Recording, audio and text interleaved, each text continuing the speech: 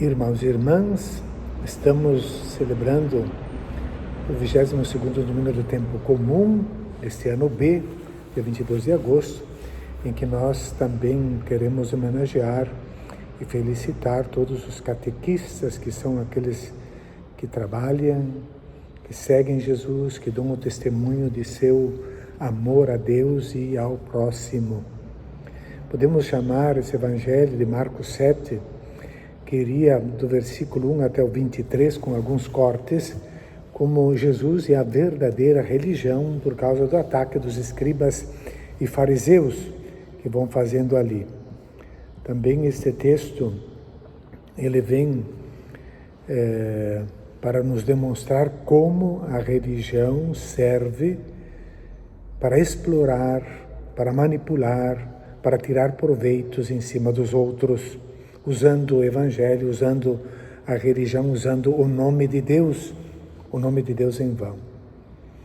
E por isso também todo o sistema do puro e do impuro, que era antigamente para proteger as pessoas em termos de higiene, de saúde, de sanitárias, passou a ser um elemento para a discriminação e para legitimar a exploração de tantos. O Evangelho de Marcos, ele vai mostrar, nesta perícope que estamos analisando, que os judeus eles não estão aceitando o Messias. Eles são incapazes de entender, pois a sua visão fechada sobre a lei, com a sua interpretação legalista, é um empecilho. Não conseguem aceitar que a lei de Deus esteja a serviço da vida. O texto, em síntese, pode ser dividido assim.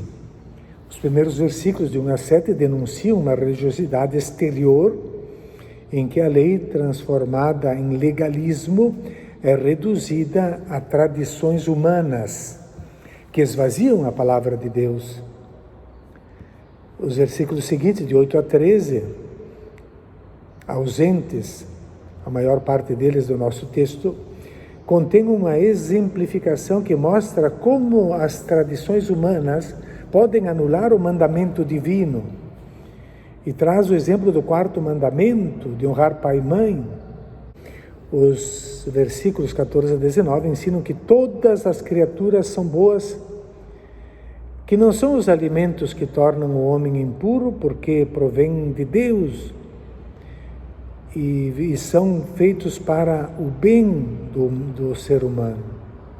Quartos, versículos 20 a 23, apontam o verdadeiro princípio do mal, que é o coração do homem. E quando este abusa das outras pessoas ou das coisas, quando não sabe servir a Deus e por isso muito menos sabe amar e servir os irmãos. Sempre que Jesus vai atuar em favor da vida, aparecem os inimigos. Os inimigos da vida são aqui as autoridades religiosas, não por nada. Os fariseus e os mestres da lei, que são especialistas na Sagrada Escritura. Marcos escreve que se reuniram em torno de Jesus e usa o verbo sinago, kai sinagontai pros auton, se reuniram em torno de Jesus, mas não para aprender como discípulos, mas para acusá-lo. E usar esse verbo sinago remete a sinagoga, que é a assembleia, que é a reunião. Essa reunião em torno de Jesus é feita pela sinagoga, que indica o local central das tradições judaicas depois do exílio da Babilônia. Era o local da difusão da lei escrita e da lei oral. Os fariseus, farisaios no grego, basicamente quer dizer separados, afastados. São aqueles que se separam do resto do povo comum para se consagrar ao estudo da Torá e das suas tradições. São piedosos, como o próprio nome diz. São os oficiais da religião, procuram observar os 613 mandamentos da lei de Moisés. tinham percebido o perigo que Jesus representava para seus interesses, vieram então, não para prender, mas para atacar Jesus de alguma maneira. O evangelista, escrevendo agora para uma comunidade cristã, possivelmente em Roma, descreve também as atitudes próprias dos fariseus, isto é, eles viam que alguns dos discípulos comiam pão com as mãos impuras, isto é, sem as terem lavado. Com efeito, os fariseus e todos os judeus só comem depois de lavar bem as mãos até os cotovelos, seguindo a tradição recebida dos antigos. Ao voltar da praça, eles não comem sem tomar banho e seguem muitos outros costumes que receberam por tradição, a maneira certa de lavar copos, jarras e vasilhas. E aí vem o questionamento: por que os teus discípulos não seguem a tradição dos antigos, mas comem pão sem lavar as mãos? Esse é o grande motivo que encontraram para atacar Jesus. Tomam os alimentos com as mãos impuras. Aqui temos não uma questão higiênica, mas uma questão de natureza ritual. É no campo da religião que eles temem Jesus. O Talmud ensina como usar a água, como lavar as mãos, com muitos detalhes para evitar a impureza. Por que os teus discípulos não respeitam o ensinamento dos antigos? Existe a lei de Moisés e as tradições. O Talmud são tradições, não são propriamente o texto escrito da Torá. E para eles, tinha sido o próprio Moisés que havia transmitido ambas, tanto a lei oral, que vai se concretizar no Talmud, como a lei escrita na Torá, na Bíblia. A escrita se encontra então no Pentateuco, a oral vem sendo transmitida de geração em geração, boca a boca. Só mais tarde se concretiza então por escrito nessas obras Mishnah, Talmud, que traz essas tradições todas, a lei oral. Então a resposta de Jesus começa com aquilo que parece um elogio. Bem profetizou Isaías a vosso respeito, mas logo em seguida vem a palavra hipócrita. Este povo me honra com os lábios, mas seu coração está longe de mim. De nada adianta o culto que me prestam, pois as doutrinas que se ensinam são preceitos humanos. Vós abandonais o mandamento de Deus para seguir a tradição dos homens. Hipócrita, naquele tempo, não tinha o significado moral que tem hoje para nós, sinônimo de fariseu. Hipócrita era, como diz no grego, hipócrisis, era a máscara usada pelo ator no teatro, no palco, significando então o que eles representam, estão de alguma maneira fingindo, representando, são comediantes teatrais. E esses escribas e fariseus fazem da religião uma ficção, fazem simplesmente teatro, mas tem um objetivo por trás disso. Esse povo me honra com os lábios, mas seu coração está longe de mim. A acusação feita claramente é que os lábios dizem alguma coisa, mas o coração, isto é, a mente, o centro da decisória da pessoa está longe de Deus. E Jesus vai mais adiante, quando ele diz, eles falam e ensinam preceitos humanos. É uma palavra bem dura de Jesus, desqualifica a tradição oral do Talmud, como palavras humanas que não vêm de Deus. Vós abandonais o mandamento de Deus para seguir as tradições humanas. Por que fazem isso? Porque é um meio eficaz para dominar e explorar as pessoas. A lei da pureza e impureza serve agora, antes era para preservar a vida, para proteger a vida, agora serve para marginalizar o pobre, ou quem está sofrendo, ou quem está doente, ou quem passou por alguma injustiça, e legitima também aqueles que têm o poder e a riqueza. É uma aplicação concreta da justiça distributiva. Então, tudo que está aí é obra de Deus, por méritos e deméritos das pessoas. Interessante observar que a liturgia tirou do texto que estamos meditando um exemplo de manipulação da lei do 4º mandamento, honrar pai e mãe.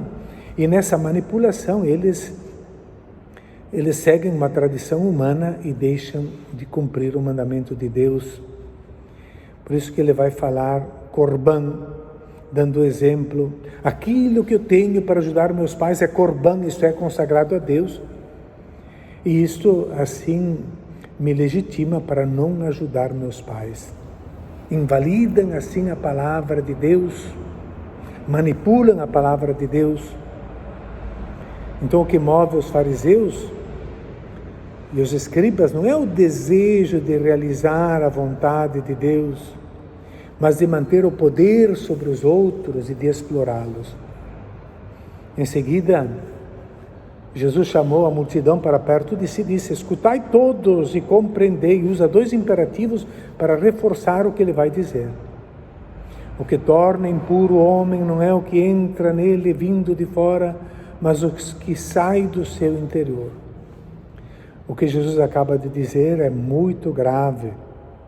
Na Torá tem o capítulo 11 do Levítico, que ensina quais animais se pode comer, quais não se pode, porque esses tornam o homem impuro. E Jesus, portanto, neste exemplo, ele eleva o ataque, porque ele passa de uma tradição oral para a lei escrita, porque essa lei do puro e do impuro encontramos no Levítico. Agora a discussão atinge uma raiz mais profunda.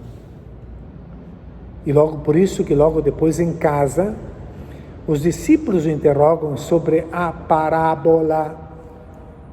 Mas Jesus não estava falando em parábolas. Eles é que não conseguem compreender, porque como discípulos de Jesus, eles podem aceitar o questionamento da tradição oral, mas nunca poderão aceitar que a palavra escrita seja deixada de lado.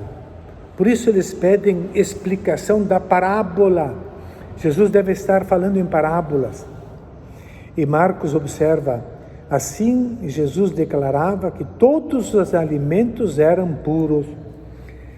Kataritson panta tabromata. Todos os alimentos são puros. O que entra pela boca não chega ao coração, mas à barriga. Então, entra e sai sem contaminar o coração. O que polui não é o que entra no intestino, mas o que sai do coração. E Jesus dá então 3 exemplos dessas impurezas, pois é de dentro do coração humano que saem as más intenções, imoralidades, roubos, assassínios, adultérios, ambições desmedidas, maldades, fraudes, devassidão, inveja, calúnia, orgulho, falta de juízo. Todas essas coisas mas saem de dentro e são elas que tornam o homem impuro. São 13 atitudes que saem do coração e não que entram no intestino. E nenhuma delas diz respeito a culto ou religião. Claro que hoje podemos ver mais claramente esses ensinamentos. Jesus ensina que o perigo não vem de fora, mas a pornografia, as drogas, os convites à violência, os preconceitos, as discriminações e muitos outros vícios não vêm de fora? O cinema, a literatura, a televisão, as redes sociais, as falsas notícias, fake news, não influenciam de forma perniciosa? Isso é verdade.